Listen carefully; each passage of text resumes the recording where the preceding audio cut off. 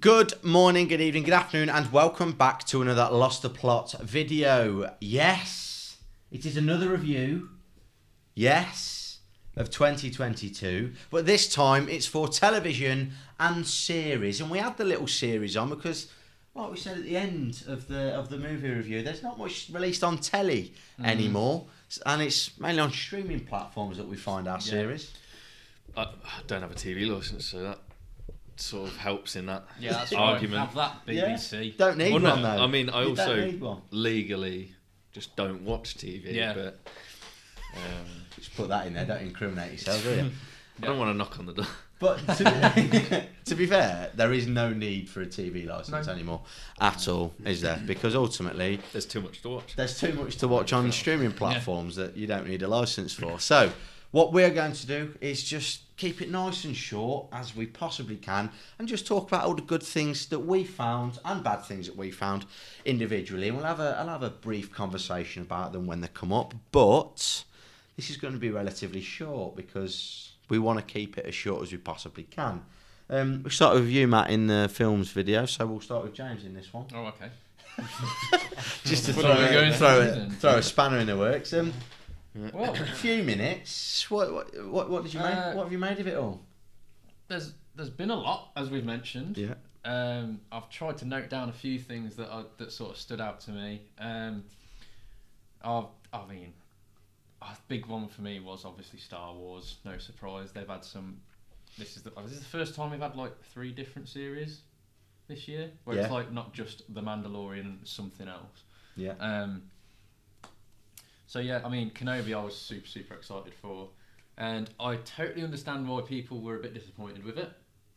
But for me, just seeing him and the way we actually got to see Vader properly, see a bit more of that. Like I think there's one episode where he's literally just all he does is really walk down a corridor. He's in it for about a minute, and it was one of the most like incredible things I'd seen. The way he just sort of commands the screen and everything. We saw proper Vader, which I've been waiting to see for ages. So yeah, that was. Bits like that really stood out for me. I enjoyed it, and again, it's just to see them on screen again. Yeah. It's like, great. And running with the Star Wars thing, bit of a disappointment. Book of Boba Fett. I think we can all agree on that. Yeah, it felt more like a Mandalorian season 3. 2.5, isn't it? Really? Yeah, pretty much. Yeah. Yeah. I mean, it was all right. Loads of people said they didn't like the flashback bits, but I actually quite enjoyed the Tusken Raiders. I hate flashbacks, but I know. They were some of the best flashbacks that. I actually probably enjoyed them more than like whatever was going on in the current state of Boba's affairs. Let's say. Yeah. I don't know, because it was all a bit just like, oh, okay. Yeah. I was expecting him to be a badass fucking bounty hunter in this show, and he decided he'd changed his lifestyle and decided to become a pacifist. Bit of a wet it lettuce. proved to me what I've thought since I was a kid, and that Django's actually kind of cooler. Yeah, I've always kind of preferred Django, if I'm honest. well, they could have just take made that as an him cool. unpopular opinion if you want. But the complexity always comes from that grey area, and that's probably what was missing. Yeah, it took basically stopped. They shot themselves in the foot with Mandalorian, and basically did all the cool things they could have done with Boba Fett in the Mandalorian, and then kind of created a better character in him anyway. Yeah. So it's your own fault, really, lads. So yeah, but the one thing that really did stand out for me was Andor. If we're talking about series, which I think you're pretty much. I'm going to probably let you have a bit more of a. Yeah, I can't talk enough about it. Matt's talked it up a lot. I've not. I'm the only one around this tab to not see it, but you boys have. My cousin has, and he says unreal. And mates have watched it, say it's nice class. new angle on Star Wars, and actually seeing that side of the galaxy, let's say, actually under the whole oppression of the Empire, and seeing how it affects like citizens and stuff, because that always seems to get glossed over a lot, because obviously it's all like, oh, look at the shiny all the time, isn't it? Yeah, it is, This is actually a lot more of that as, let's say, real life as Star Wars probably can be. And yeah, it just really hits. Like, it was great. I mean, other than that, they're probably my big ones, the Star Wars ones. I mean, no, fair enough. I have watched another thing, just throwing it in there. I'm not a massive fan of them, but the Beatles documentary, Get Back. I actually took the time to sit and watch that over the summer. Yeah. And yeah, that, I mean, just being the whole musician thing, it was just so much fun to watch their whole process and how everything works. And I mean, I love watching the whole like 60s, 70s, 80s thing anyway, and just seeing that little time period over those, like, what is it, 6 hours or something daft. Yeah. It's just, yeah, I was so intrigued by the whole thing. It was really cool to sort of watch how they did their thing. And as much as I'm not really a fan, just have that new sort of appreciation for them. Yeah. Because it was that sort of era of the Beatles I prefer anyway. Yeah. That sort of end of their career, sort of, so to speak. I feel that was like really fun. documentary series aren't mentioned an awful lot when we talk about. No, when I think about it, it does spend. It's a lot of and how little more I've viewing seen this year. Yeah. Like, little ones Something I usually like, try and like. No, definitely. But I feel like they're not mentioned in conversation enough. You'll just get these like certain ones that will just turn up on Netflix or something that people are going mad on, and then they'll just forget, and they won't watch anything like that for another year. Like, no, you're absolutely right. Just rolling with that, actually, funny enough, I've come across a few just on Netflix that were just like, oh, this is a nice little, like, even just short docos, like Song Exploder. Again, going with the music thing, it's just like a nice 20 minutes thing where songwriters just discuss what they did to their process on writing their biggest hits or something. Like there's a Dua Lipa one, 9 Inch Nails one. It was just really cool just to have these little snippets for 20 minutes of them just going, this is what I did, this is what I was thinking when I wrote that. And what was the other one I was thinking? Oh, Unsolved Mysteries. I know that's quite popular, but we got more UFO episodes this year. You've we've had about 2 or 3 of them, so that's a big win for me. Nice. Thomas, anything to add to James's haul? Mainly going to Star Wars routes. Probably with the Andors. I feel like a few docos and stuff thrown in there as well. I quite like. What you got to throw into the mixer? To what he's had to say? Or just in general, mate. In general, talk to us. Yeah, I mean, with that, like I said, I wish there was a bit more of that. Just this kind of like non-fiction stuff.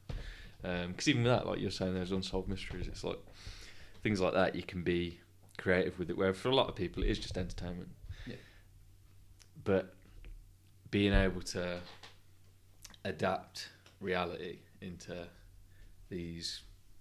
Be it these little episodes or something. And I think that's just like a really good format, but it's not really used enough. And like I say, it annoys me when there's just this new series that people will just go mad on, and then just there's nothing about it. So I think that's why I don't get around to a hell of a lot of stuff really, because there's always something. It's always the next thing that people go mad about. It's very saturated, isn't it? Yeah. So I mean, Definitely. with that saturation, I think it's like. For me, this year, the biggest hesitation I probably had going into it was, again, the amount that Marvel were going to probably take over in terms of TV series. I know everyone's probably going to say a bit more about it. Mm-hmm. Correct. So I'll probably didn't mention any of them. So I'll probably start off with the most controversially and just get out my one statement on it, really, being that I didn't expect to. But I mean, you're going to jump over the table. I liked the tension, right now. I liked the Marvel series this year better than the ones that they carried on from the MCU of last year, because I'm sure they were all last year, weren't they? They all started last year. Yeah. I'm just trying to get the year right. Yeah. But WandaVision, Loki, so you preferred I'm talking on this year than the 3 last I'm talking on the whole, and was it 3 or 4 last year? Yeah, it's 4 last year. Yeah. How many was there this year? Because it felt like there was a lot. There was Miss Marvel, Moon Knight, She-Hulk. Yeah. Was that it? Yeah. And then 4 the year before. Yeah, I was really like, as if hesitant's the word, like going into this year thinking, oh, they're doing these original, like they've finally got this chance to not carry on from where the movies are. I said I was just going to make one statement on this. And that was just such not big shoes to fill, because they've obviously done a hell of a lot before. It was just such a big move. It was a small move for them that had such big expectations. It had such big implications, really, actually, for what was coming. And, as far as originality. I could have done without the others of last year. I know what you mean. They're additional. Whereas these actually acknowledge what they are as shit. This acknowledges what the MCU is this whole like. Whereas it always gets criticised for the thing that it actually set out to do in the first place, which is expand this universe and stuff. And now all of a sudden, now they've done that, people are going, "Oh yeah, that's why you're no good." But it's like, well, think about it. Come up with a complex criticism, and you'll be all right. So yeah, the originality of that. I do remember surprised me conversation before, because it's like, say with Falcon Winter Soldier, like at the end of Endgame, he's given the shield. We know he's going to be Captain America at some point. So if they just chuck out another movie and he's Captain America, point being, yeah, he's getting kids that that next haven't, movie. say like kids that haven't bothered watching the TV series are just going to go, oh right, he's Captain America now. It's not needed. So, but they've still put that series in there just to fill out that bit of story for anyone that's intrigued. Let's say, yeah, obviously he's got from A to B, but it's in the long run they didn't need to do that. Whereas if they are introducing these other characters, I get what you're saying. It's why I couldn't get behind, like again, liked WandaVision. It was always just these things where it's just like, yeah, I liked it, and I can't say my reactions have been much bigger than that for the ones this year. But it's again these movie sort of interpretation. We have actually had Wanda in a movie after WandaVision, and that it did seem again they're pleasing both sides. It's like, oh, if you've seen WandaVision, it makes sense, but if you haven't, this also makes sense to fill in the gap of where she's going to be going, because by the end, but with Doctor Strange, obviously just the whole tip her into evil straight away. Yeah, I feel like they're not. I don't know. That is sort of a good. That was basically that was my polite way of saying that I liked She-Hulk.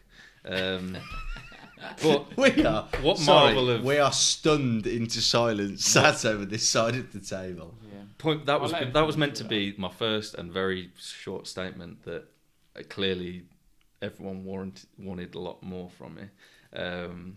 But yeah, Marvel. What should be said about Marvel this year? They've excelled with the special presentations, which again I was probably more sceptical of than some of these series, because it just seemed it seemed like it could be just yet another gimmick where it's like, oh, you get an opportunity to half-ass something because you don't want to do a film, you don't want to do a series, or you can't do a series, or you've promised to do too much, so let's just do this odd little thing.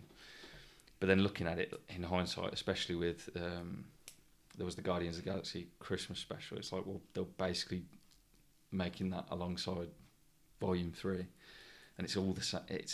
It's literally the same people working on it. So it's like, how is it just going to be this like cheap out sort of just additional thing that's just thrown in? So whilst I loved that, Werewolf by Night, which was the first one they released, was, in the words of the common man, one of the best things they've done since Endgame. I'm going to be that common man and say it is the best thing they've done since Endgame, and probably will do for a long time. I've saw a lot of that, to be fair. Like, something that I've not caught, but I've heard very good things. And again, I think it was more sort of like bias come into it, where I was just thinking, oh, this is stuff I'm probably really going to like. And it's like, am I going to like it when it comes out? So I think I did see the trailer, but again, all of a sudden it was like out sort of Halloween. I think we watched it sort of Halloween, or it was thereabouts. And it's like so promising for like the fact that it literally doesn't touch anything. So much of it's just all original stuff, but then how broadly that can then open up the MCU with something so seemingly little. So yeah, I thought more of that, but more done like how they are. What I don't want, and what I probably fear then, is coming into, are some of these special presentations going to be series that couldn't quite be series, or some series be things that couldn't be made into a hour-long short film or something. I don't know. It's going to be interesting to see where they go with it. Yeah, it's a fine line they're treading as well, I think, at the minute. Like I say, things things like that and Star Wars. That it's just these odd things that are the only ones I tend to catch quite quickly when they're relevant. So, which is why I don't have a lot of bad choices here with TV. But one of the things I have to mention, it's like anthology series. There was Love, Death and Robots Volume 3 came out sometime this year. You guys watch some mad stuff. And I mean, I love this one. I don't know if it probably is. It's a lot more selective. It feels like it's my favourite. I probably enjoyed this in general the most out of the three. But again, because it's a collection of short films, it's like you're taking each one as it comes anyway. But out of this volume, I think a lot of people are saying this, but Jabaro, directed by Alberto Mielgo, was one of the best things I've ever seen. And it's literally definitely one of the best things of the year. But again, we're talking, it's like with the special presentation, we're talking short films. So as far as series go, I've not really got much to say, but and then same goes for Cabinet of Curiosities, which was it was a series like produced by Guillermo del Toro, and it's I really like how they made it. He literally introduces every episode. They're all directed by a different director, and it's actually bookended by two of his stories. The last one's actually one of the best. But the standout for that, for me, is The Viewing, which I think is the 7th. Yeah. Absolutely batshit. It's directed by Panos Cosmatos, and it is properly like you either love it or you hate it. It's like full Marmite that. A lot of it is just it's one that has to be seen to be believed, but you're gonna know if you like it or not within the first few minutes probably. Yeah. And I mean, actually, it's the like something, even just the score, like you've already mentioned Andor. Andor's takes the top spot for me in terms of TV this year, though. But again, one of the only relevant TV series where I saw it at the time, because everything else is just on that never-ending list of things I'll probably get around to, but it's going to take me too long. I feel like this year, films-wise, we've all obviously all watched the big ones, or a couple of us have missed them. TV-wise, you boys, you two have watched a lot. Obviously, you live together, together, and I feel like me and Matt have watched a lot of similar shows as well. Stuff that you haven't seen. That's what I mean. Like nice. Well, that's what I thought. That's why I started like that end, because I thought you two have watched a lot more sort of together and at the same sort of style than what we have. So we're and gonna things that again probably would have watched. Yeah, we'll bring it home then. We'll tag team a fair few. Yeah. I want to start with one of the only things that I've seen on actual television.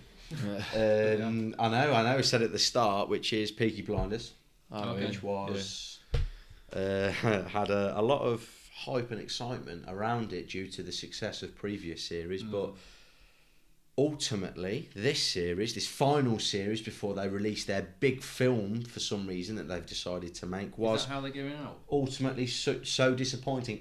So this series was basically dedicated to introducing characters who were only there for the sake of the film. And it was a massive letdown. They went away from the original sort of story of the Peaky Blinders in season 3 a little bit and just started using these areas of grandeur and wealth and sort of played on that a little bit more, which is sort of lost the Peaky Blinders feel. But then I thought season 4 and 5 were really good, and I just thought 6 it fell off massively. Yeah, it was. I enjoyed a couple of episodes here and there, and I enjoyed the finale. But it just the way they built up to the finale was so slow and unnecessarily slow. So I get like scenes need to be slowed down and you need like certain scenes they've used, but they dragged stuff out for so long, and I thought, this is only a 6-episode series, it's supposed to be the finale. When are they actually going to get on with doing stuff? Like, yeah, it's I don't know. They just without spoiling even the character development of Tommy, Arthur, Michael was far too long. It's repetitive as well. Yeah, it's Arthur's gone through the same stuff over and over again. It's like Stephen Knight's gone. Don't know what to do anymore. Generally, don't know what to do. All right, what he'll do is he'll regress into being a drunk and a druggie again, and Tom will have to save him, and then he'll end up having this big fight scene where he sort of redeems himself a bit. Yeah, and it took far seems too like long. a common everyone had heard basically had the same reaction because they were watching it at the same time as you. And you were all saying the same thing at each point. Just be like you weren't feeling it, and by the end you'd sort of be like, yeah, okay, like it was, and then after a time has passed, you're looking back and you're thinking the same. No, it was very disappointing. I feel like I can't talk about a TV review of 2022 without mentioning The Boys. We've done a review on it. Unbelievable. Best thing I've seen TV-wise, series-wise. Genuinely sensational. Purely because of the fact that the story is genuinely so intriguing that you can't predict anything. It's so unpredictable. And it's excellent. Every single episode has you at the end thinking, what have I just watched there, and it does such a good job of developing characters and stories. Albeit I thought the finale was the weakest episode, and we openly said that.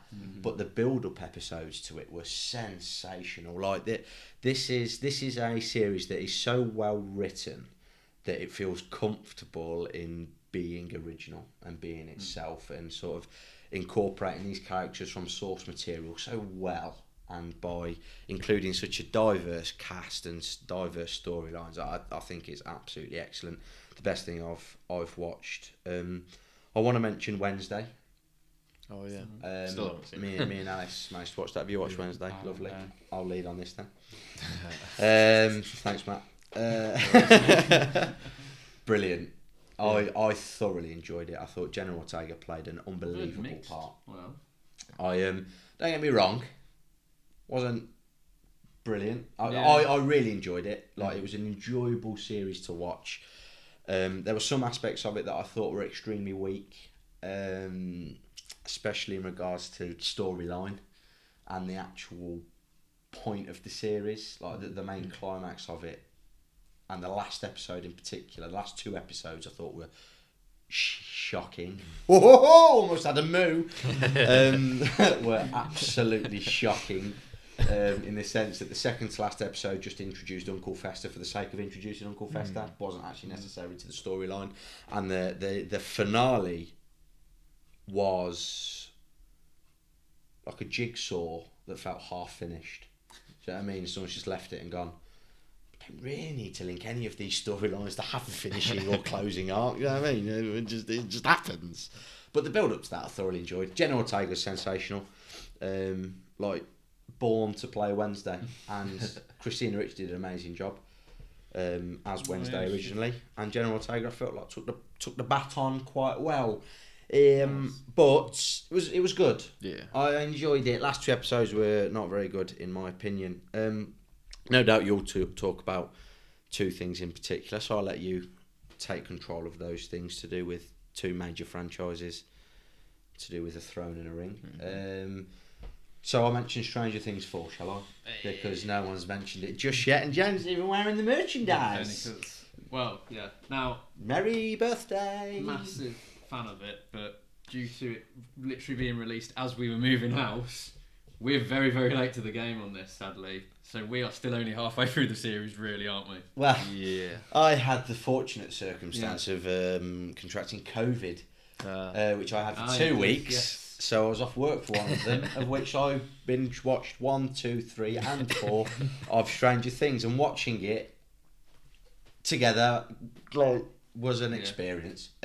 Season 4, I think's excellent. There is a particular storyline. I won't say which. Of it, going up in this compared to the other series, that's one thing that's hit me so far. There's a specific storyline in it which I think is extremely weak, and the series would benefit without it. I didn't know how to take it when you first I almost like when you warned us, I thought it was going to be something that was like either really shocking or really heavy. No. But then now you've said that, it's like, I don't know. There's also, I think, Strange Things they've got to a point where they've introduced too many characters, main characters. I see what you mean. And I think they've openly admitted that. Even the cast are like, we need to start killing some of these Yeah. characters. And I think that's because, I mean, we've seen it in other series where when you've got too many main characters, you can't properly write a story to make sure they all have moments and they all are integral to the storytelling. And I think they've got to that point. So it'll be interesting to see what they do in the final series, isn't it? They've only got one more left. So. Which have confirmed. I think they got away with that in the third series by having everyone split off into teams, didn't they? Yes. They handled it quite well that way. So, but now they've brought everyone back together. Yeah, it's a little bit. Okay. I totally get what you mean. Though. It was brilliant. Don't get me wrong, superb, and like the final 2 episodes are an experience. Like an hour and a half and 2 hours. It's another thing actually. Finding time. They're so long every episode. This time, trying to find time to actually. Yeah, it's like even the both of us will probably be able to watch like something that's basically like an hour long. That's another thing. Once or twice a week. Trying to get it at the minute. I want to mention Marvel because Tom mentioned it and we were absolutely flabbergasted over this side of the room. Shut your mouth over there, all right? You've had your say.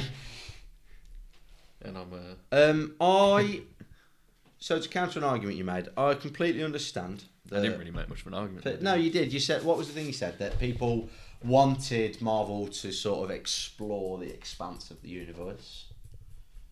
And people have complained at the fact that they now have. I want to argue with the fact that... That was more how they complain about the movies, but...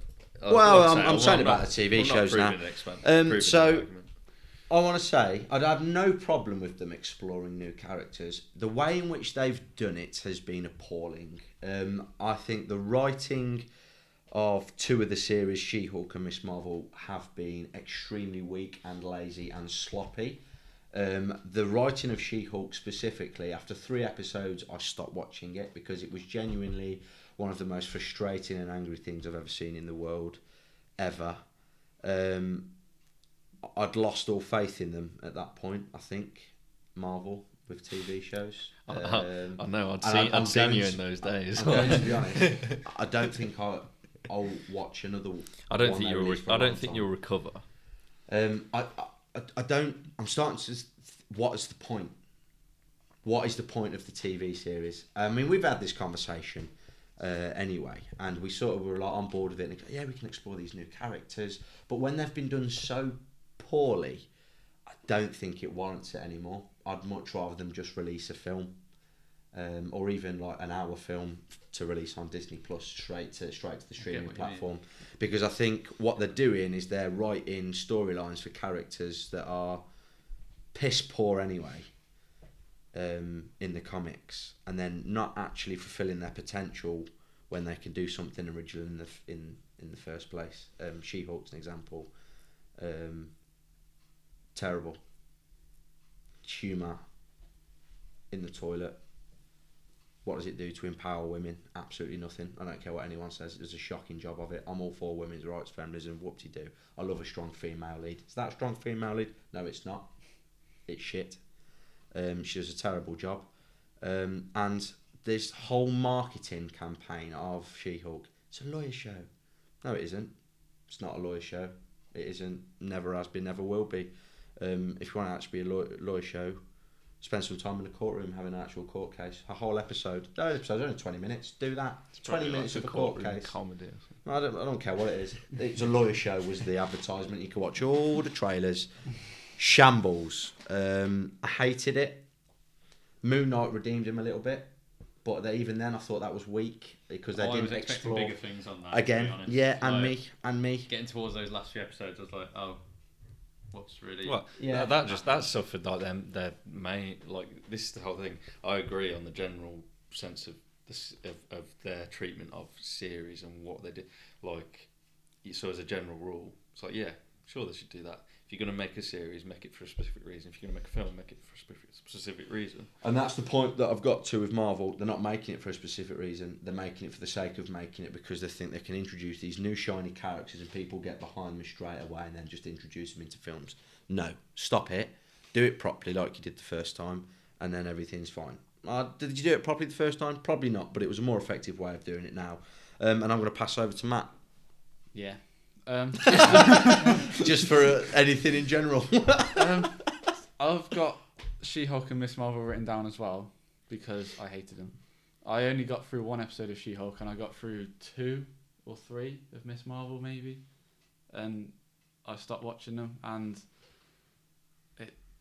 it takes a lot to stop me from watching something Marvel related. To be fair. Sorry, can I have a point?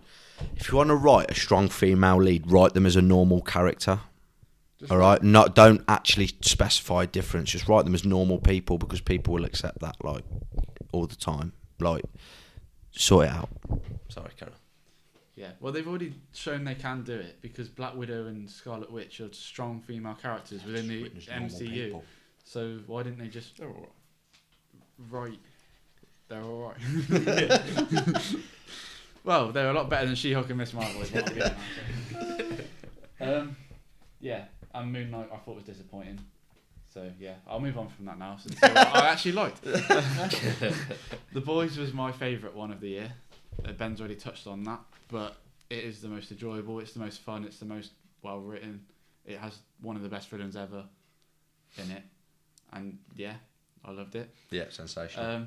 If you love The Boys, you'll love Peacemaker because it is very similar style of writing, and I love that show as well. It's just exactly the same type of wacky, fun humour, unexpected things happen, batshit. Does it really sort of match with writing? Say like with the Suicide Squad? Because I really liked that last year. Like that, I think Suicide Squad. I remember putting in front of all the Marvel films last year. They made him seem ridiculous. But I feel like with this series, they've just stepped it up a notch because now they've just feel like free reigns. Let's just make him this character. No, I've seen clips of it. Is it set not watched after Suicide Squad or before? After. Oh, After. Okay. Yeah. Oh. So, I thought Peacemaker. I thought he was good in Suicide Squad, but I wasn't looking at him like he needs a show or anything. No, He wasn't like one of the standouts. I think that's a good place. But when I was watching this, I thought he's an unbelievable character because they had depth to him. They had him like. They had emotion, they had humour, they had all the reasons why he does what he does. And with all the side characters as well, they're all excellent as well. The villains like wacky but good at the same time, writing wise. It's just a fun show. That if you like the Boys type of writing and style, then you'll like that.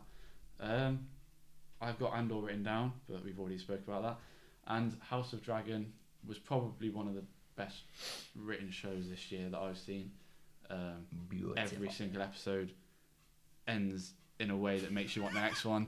It's just it was mad, wasn't it? I haven't seen any, but like I like how he was like specifying like written, not to say that you're like sort of putting it down on any other parts of it, but it's like that seems to be a big part. Like again, haven't watched all the Game of Thrones, but enough to be like that always seems the strength to me. It was like how they treat a lot of the other things. Yeah, fair enough, but it's how they. It was how they take that. It was a series that was consistent, and that came good. from the writing and obviously having that access to the source material, which obviously they didn't for the last two series of Game of Thrones. But it was consistently brilliant in how it was written. I was doing reviews for it, and I found myself giving the same rating for almost every episode. Yeah, it was just consistently a 9 or 8 out of 10 episode, constantly, and yeah, the characters are great, the actors are great.